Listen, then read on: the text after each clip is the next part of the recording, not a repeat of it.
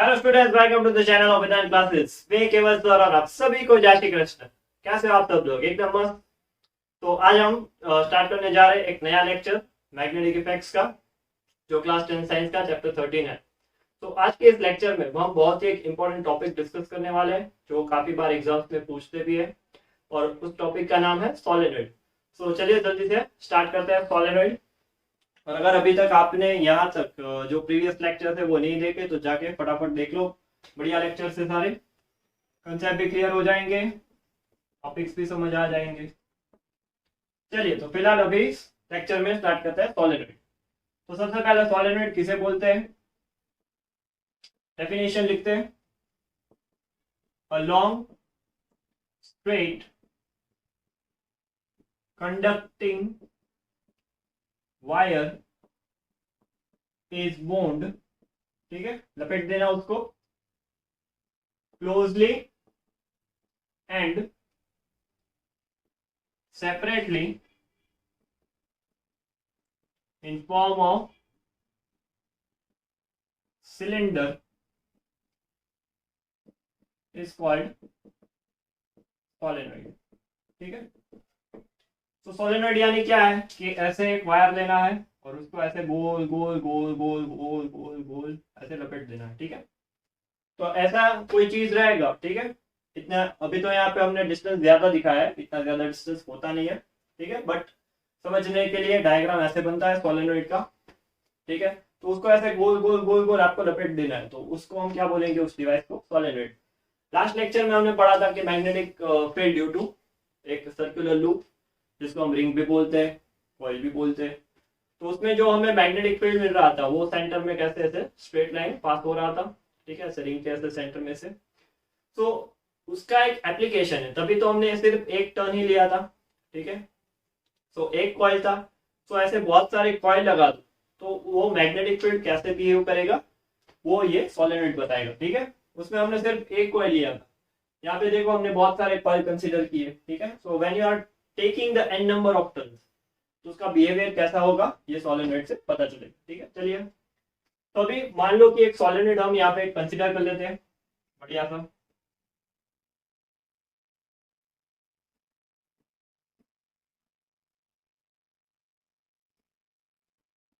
चलो मान लो कि ये सोलेनोइड हमने यहाँ पे एक कंसीडर किया है, बढ़िया लग रहा है। चलिए देखो, अभी डायग्राम में ऐसे कंफ्यूजन होगा कि ये कौन सा आगे है और कौन सा पीछे है। ठीक है, तो मैं इसको पीछे धकेल देता हूँ, तो I am removing like this.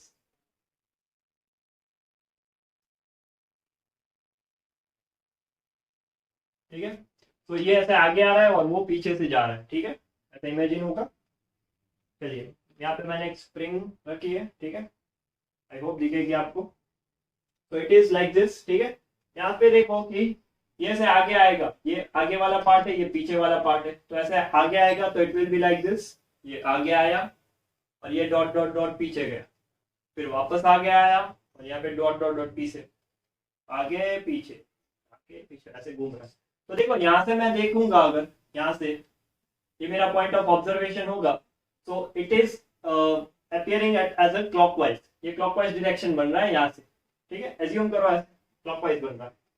तो अगर यहाँ से देखोगे तो वो क्लॉकवाइज है, और यहाँ से देखोगे तो वो एंटी क्लॉकवाइज होगा। ठीक है, ऐसे यहाँ से ऐसे घुमा रहा हूँ, यहाँ से आगे ये पीछे, आगे पीछे। अगर यहाँ से देखूंगा तो ये आगे ये पीछे, so it will seem to be an anti clockwise। Clear है? यहाँ पे देखो ये स्प्रिंग मैंने कुछ इस अकॉर्डिंग ही रखा है। ठीक है, देखो आप, ठीक है, दिख रहा है। चलिए तो देखो ये क्लॉकवाइज है। ठीक है, तो ऐसे गोल गोल घूम रहा है यहाँ से, देखो ये ऐसा है, गोल गोल गोल। So this is clockwise that we are seeking it from the left part. ठीक है, यहाँ लेफ्ट डायरेक्शन। तो ऐसे ही है, बढ़िया। आई होप क्लियर हो गया, इमेजिन हो गया आपको बढ़िया से। चलिए अभी इसको एक बैटरी और की लगा दो ताकि करंट पास हो सके। करंट पास होगा तो हम उसका बिहेवियर चेक कर सकते हैं, ये प्लस ये माइनस, बढ़िया। चलिए मान लो कि करंट आई पास हो रहा है, करंट आई जा रहा है इसमें से। वापस आ रहा है, ठीक है। तो यहाँ से देखो करंट नीचे आएगा, यहाँ से हर एक टर्न में, देख लो, और यहाँ से करंट ऊपर आएगा हर एक टर्न में, ठीक है। तो ये ऐसे क्लियर हो गया, ये आगे ये पीछे गोल, ठीक है। ऐसे देखोगे तो एंटी क्लॉकवाइज दिखेगा, वहां से देखोगे तो क्लॉकवाइज दिखेगा, बढ़िया है। चलिए, तो अभी पॉइंट लिखते हैं इसके कुछ। Now see, when current passes through solenoid, passes through a solenoid, then direction of current in direction of current in each turn will remain same, ठीक है। हर एक टर्न में देखो डायरेक्शन ऑफ करंट सेम रहेगा, ठीक है। यहाँ पे ऐसे क्लॉकवाइज है, उस तरफ से देखो तो ये भी क्लॉकवाइज, ये भी क्लॉकवाइज, ये भी क्लॉकवाइज, तो सारे जो कॉइल्स है उसमें डायरेक्शन ऑफ करंट सेम रह रहा है, ठीक है। अगर मान लो कि ये क्लॉकवाइज है, ठीक है, क्लॉकवाइज है, तो क्या होगा कि इसकी जो मैग्नेटिक फील्ड है वो कैसे बनेगी, राइट हैंड थंब रूल से। करंट की डायरेक्शन में फिंगर्स होगी कॉइल में, ठीक है, याद रखना उल्टा होता है। तो करंट की डायरेक्शन में फिंगर्स होगी और थंब क्या दिखाएगा, that will show the direction of magnetic field. तो मैग्नेटिक फील्ड इसमें इस डायरेक्शन में बने, तो इसका भी इस डायरेक्शन में, इसका भी है। तो देखो डायरेक्शन ऑफ मैग्नेटिक फील्ड सारे कॉइल में सेम डायरेक्शन जा रही है। So magnetic field due to each turn will add up, ठीक है। तो हर एक टर्न में जो मैग्नेटिक फील्ड बन रही है वो क्या होगी, ऐड होती चली जाएगी, बढ़िया है। चलिए आगे देखते हैं। thus the resulting magnetic field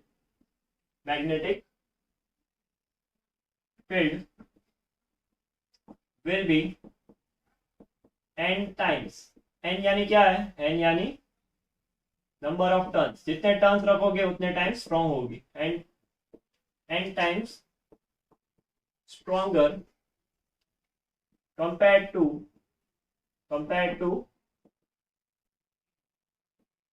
magnetic field due to single turn. एक टर्न के कंपेयर में वो कितने, तो 10 टाइम स्ट्रॉन्ग होगी। मान लो कि ये 5, ये 5, ये 5, ये 5 और ये 5, तो सारी की सारी मैग्नेटिक फील्ड है। See magnetic field is a vector quantity, ठीक है, डायरेक्शन मैटर करता है उसके लिए। तो सारी मैग्नेटिक फील्ड जो बन रही है सारे कॉइल की वजह से वो एक ही डायरेक्शन में, तो ये सब मिलके कितना मैग्नेटिक फील्ड बना देंगे total, that will be 25। so 25 is 5 times stronger compare to a single value, ठीक है। मान लो कि यहाँ पे वैल्यू रख दो 4, so रिजल्टिंग कितना होगा, 4 5 20, दैट इज 4 + 4 + 4 + 4, दैट इज 20। तो रिजल्टिंग जो हो रहा है वो n टाइम स्ट्रॉन्गर। यहाँ पे हमने 5 टर्न्स लिए, ठीक है, n का वैल्यू यहाँ पे 5 है, 5 4 20, तो resulting magnetic field will be n time stronger compare to single turn, ठीक है, बढ़िया है। चलिए ये हटा देते हैं। तो इतना क्लियर है यहाँ तक। तो ये हो गई एक कहानी जो magnetic field, resulting magnetic field है उसकी, ठीक है। चलिए आगे देखते हैं, ये बहुत इंपॉर्टेंट है। Magnetic field of solenoid is similar to that of bar magnet. देखो मैग्नेटिक फील्ड जो है सोलेनॉइड की वो बार मैग्नेट के जैसी है, कैसे, चलिए देखते हैं। ये देखो यहाँ पे डायरेक्शन ये आ रहा है, ठीक है, it is in this direction, तो सारा जो सेंटर में से बनेगा मैग्नेटिक फील्ड वो ऐसे होगा कुछ, ठीक है।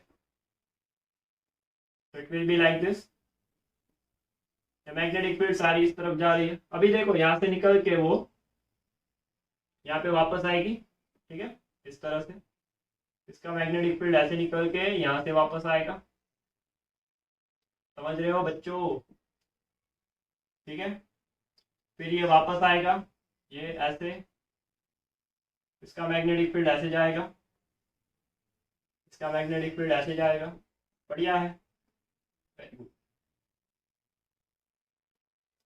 तो देखो ये ऐसा कुछ मैग्नेटिक फील्ड था, वो सोलेनॉइड में जो दिख रहा है एक्चुअली वो बार मैग्नेट में भी सेम पैटर्न दिख रहा था, उसमें भी हमने ऐसा ही कुछ बनाया था। यहाँ नॉर्थ लिया था, ये साउथ, फिर ऐसे गोल गोल बनाया था। ठीक है, तो it is identical to this. ठीक है, दोनों का पैटर्न जो है वो सेम रह रहा है।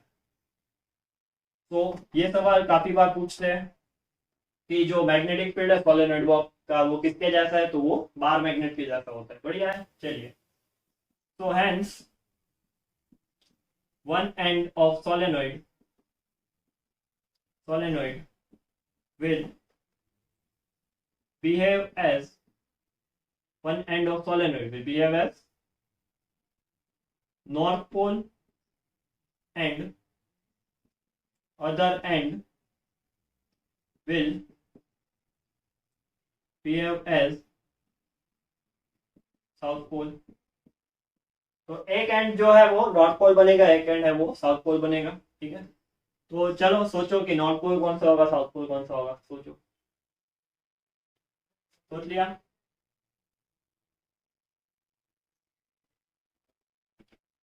सोचो, सोचा कि नहीं? सोच लिया, ठीक है। यहाँ से देखो मैग्नेटिक फील्ड बाहर निकल रही है यहाँ से, तो ये होगा नॉर्थ पोल। ठीक है, यहाँ से मैग्नेटिक फील्ड बाहर आ रही है और यहाँ से मैग्नेटिक फील्ड अंदर जा रही है। ठीक है, तो ये होगा साउथ पोल। ठीक है, हमने रूल पढ़े थे क्या, inside the bar magnet the magnetic field is from south to north और आउटसाइड जो रहता है वो नॉर्थ टू साउथ होता है। तो यहाँ पे देखो बाहर जहाँ से निकल रही है वो नॉर्थ से निकलेगी, नॉर्थ पोल है, ये साउथ पोल। ठीक है, जहाँ पे एंटी क्लॉकवाइज आपको दिख रहा है वो नॉर्थ पोल होगा हमेशा, क्लॉकवाइज दिख रहा है वो साउथ पोल होगा। बढ़िया है, चलिए, वेरी गुड। तो ये पॉइंट्स क्लियर है। चलिए, तो अभी आगे देखते हैं एक और नई कहानी। ये कहानी थी रिजल्टेंट मैग्नेटिक फील्ड की, ये कहानी थी बार मैग्नेट के रिलेटेड। अभी देखो inside the solenoid, inside the solenoid, ये भी काफी इंपॉर्टेंट चीज है। The magnetic field lines are parallel to each other। ठीक है, तो देखो सोलेनॉइड के अंदर जो मैग्नेटिक फील्ड लाइंस है वो सारी कैसी है, पैरेलल है।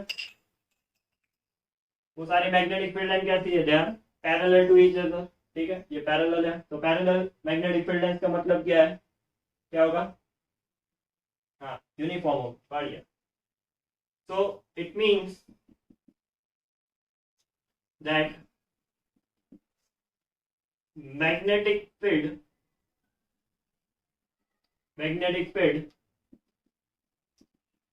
inside the solenoid is uniform। काफी इंपॉर्टेंट चीज है ये। ठीक है, magnetic field inside the solenoid is uniform, that is you can say same at all points, same at all points. हर एक पॉइंट पे मैग्नेटिक फील्ड क्या होगी, सेम होगी। आप यहाँ पे देख लो और यहाँ पे देख लो, आंसर सेम आए। बढ़िया, ये चीज याद रखनी है। तो ये हो गई तीसरी कहानी। ठीक है, तो अभी यहाँ पे देखो हमने डेफिनेशन लिखा, रिजल्टेंट मैग्नेटिक फील्ड कैसे निकालते हैं वो देखा, फिर बार मैग्नेट के जैसा बिहेव करता है वो देखा, फिर उससे नॉर्थ पोल साउथ पोल हमने लगा लिए कैसे रखते हैं। सो और लास्ट पॉइंट था कि सोलेनॉइड के अंदर मैग्नेटिक फील्ड कैसा रहता है, वो हमने पॉइंट लिखा। तो जल्दी से इसका स्क्रीनशॉट लो, फिर एक और पॉइंट है फैक्टर्स, वो हम आगे देखते हैं।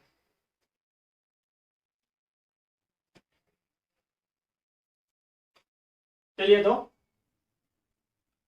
फैक्टर्स लिखते हैं कि कौन से ऐसे फैक्टर्स हैं जो मैग्नेटिक फील्ड, सोलेनॉइड की जो मैग्नेटिक फील्ड है उसको अफेक्ट करते हैं। तो सबसे पहला फैक्टर, जो magnetic field it will be directly proportional to the amount of current, amount of electric current। ठीक है, जितना ज्यादा करंट दोगे उतने ज्यादा मैग्नेटिक फील्ड बनेगी। सेकेंड इज मैग्नेटिक फील्ड, ठीक है, that is directly proportional to the number of turns per unit length, क्या पर यूनिट लेंथ, याद रखना पर यूनिट लेंथ। जितने ज्यादा पर यूनिट लेंथ, ठीक है, एक यूनिट लेंथ में जितने ज्यादा नंबर ऑफ टर्न्स होंगे उतने की मैग्नेटिक फील्ड बनेगी।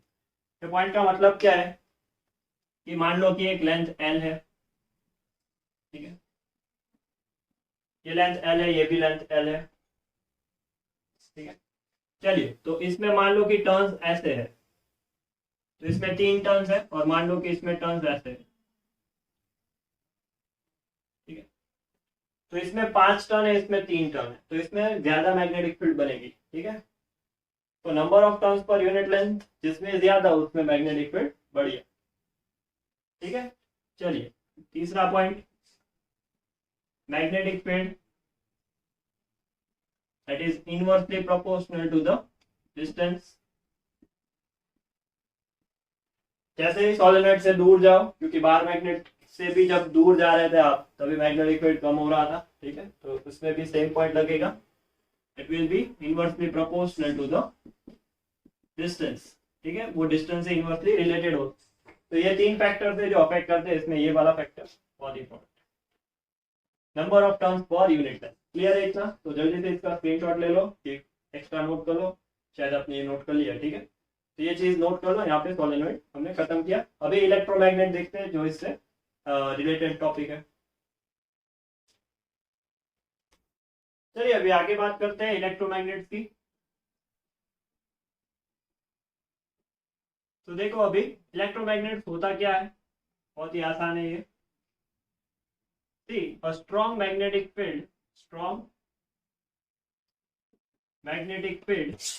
is produced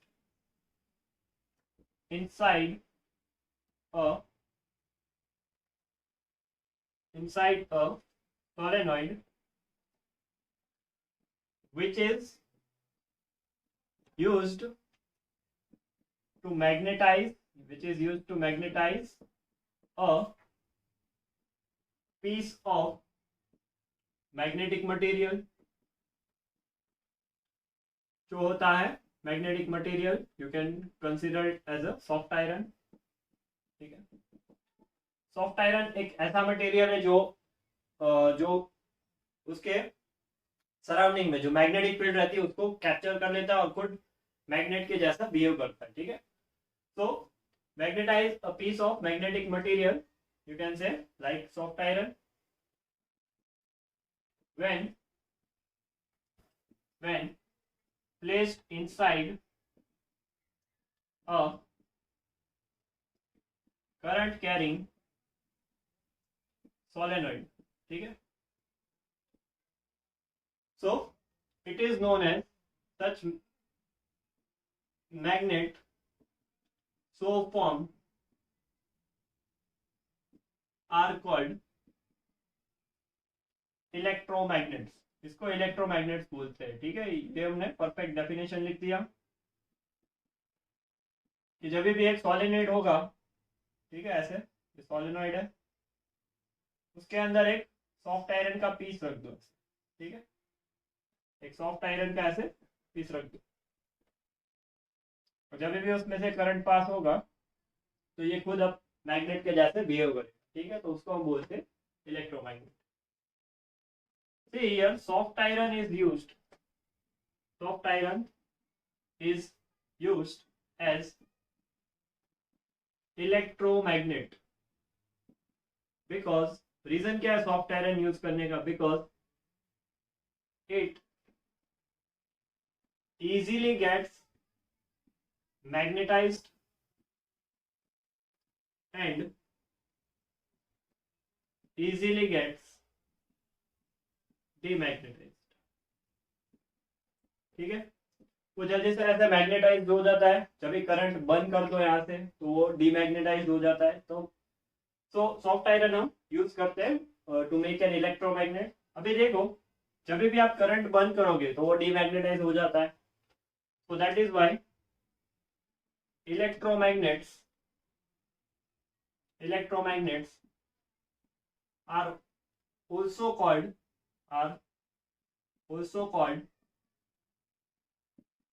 temporary magnets, तो उसको आप टेम्पररी मैग्नेट्स भी बोल सकते हो, ठीक है। Electromagnets will also be called as temporary magnets. चलिए एप्लीकेशन लिख देते हैं, कहाँ पे यूज होता है ये। सो इलेक्ट्रोमैग्नेट्स जनरली स्विचेस में यूज होता है, ठीक है। फिर बेल में होता है, इलेक्ट्रिक बेल में। देन मेटल लिफ्टिंग क्रेन्स में होता है, इलेक्ट्रोमैग्नेट बन जाता है और वो मेटलिक जो रहता है, तो कोई भी सब्सटेंस या मटेरियल उसको ऐसे अट्रैक्ट कर देता है, ठीक है, उठाने के लिए। सो मेटल लिफ्टिंग क्रेन्स में यूज होता है। फिर you can say it as switch हो गया, बेल हो गया, क्रेन हो गया। फिर electronic gadget that like speakers, ठीक है। तो ऐसे कई सारे एप्लीकेशन है इसके इलेक्ट्रोमैग्नेट्स के, ठीक है। फिर एक नोट लगा लो, एमी मेटल, ठीक है, any metal that is an alloy, it is an alloy of iron, nickel, iron हो गया, निकल हो गया and copper, is used to make electromagnet, ठीक है। तो वो इलेक्ट्रोमैग्नेट बनाने के काम होता है। तो ये हो गया इलेक्ट्रोमैग्नेट का शॉर्ट नोट, बढ़िया है। जल्दी से स्क्रीनशॉट ले लो इसका, आसान था ये भी, ले लिया स्क्रीनशॉट। तो आज का लेक्चर हम यहाँ पे खत्म कर दे। हमने आज के लेक्चर में दो important topic that is solenoid and electromagnet वो खत्म किए। सो ऐसे ही पढ़ाई करते रहो, आगे बढ़ते रहो। All the best.